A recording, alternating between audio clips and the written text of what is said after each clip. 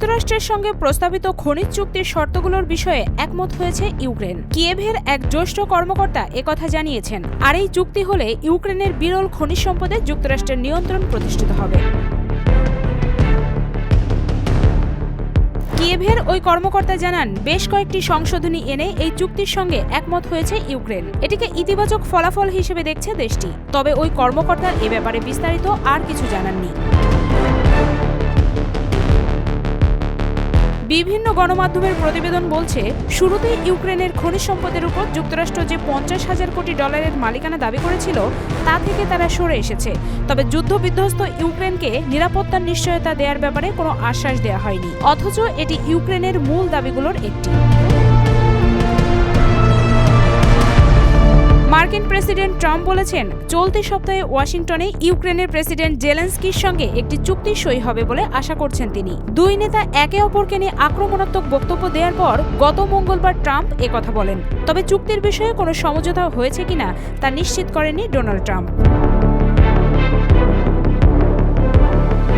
Ukraine প্রসঙ্গে Donald Trump সাংবাদিকদের বলেন, তারা খুবই সাহসী। তবে যুক্তরাষ্ট্রকে পাশে না পেয়ে, অর্থ সহায়তা না পেলে এবং সামরিক সরঞ্জাম না থাকলে এ যুদ্ধ খুব অল্প সময়ের মধ্যে শেষ হয়ে যেত।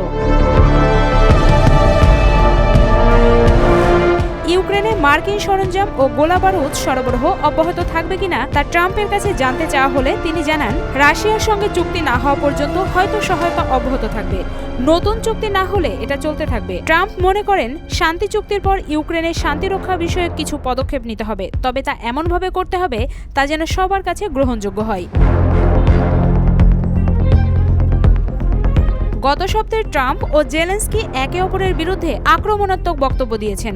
জেলেনস্কিকে একজন স্বৈরশাসক হিসেবে আখ্যায়িত করেন ট্রাম্প। ইউক্রেনের যুদ্ধ শুরুর জন্য রাশিয়াকে দায়ী না করে উল্টো তিনি কিয়েভকে দোষারোপ করেন। ইউক্রেনের খনিজ সম্পদের উপর ট্রাম্প তার দেশের $50,000 কোটি যে মালিকানা দাবি করেছিলেন তা প্রত্যাখ্যান করেছেন জেলেনস্কি। তিনি বলেন, রাশিয়ার তৈরি অপতথ্যের জগতে বাস করছেন ট্রাম্প।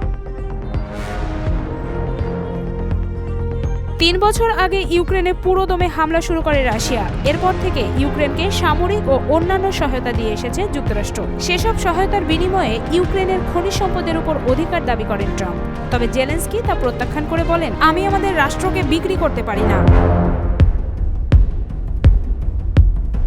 এদিকে যুক্তরাষ্ট্র ইউক্রেনকে $30 থেকে $35,000 কোটি সহায়তা দিয়েছে উল্লেখ করে ট্রাম্প বলেন, আমরা সেই অর্থ ফেরত পেতে চাই। আমরা খুব বড় এক সমস্যার মধ্যে দেশটিকে সহায়তা করছি, কিন্তু মার্কিন করদাতারা এখন তাদের অর্থ ফেরত চান। আর ট্রাম্পের এমন কঠোর কথাবার্তায় মনে হচ্ছে ইউক্রেনের খনিজ সম্পদের উপর স্নিগ্ধ দৃষ্টি পড়েছে মোড়লের।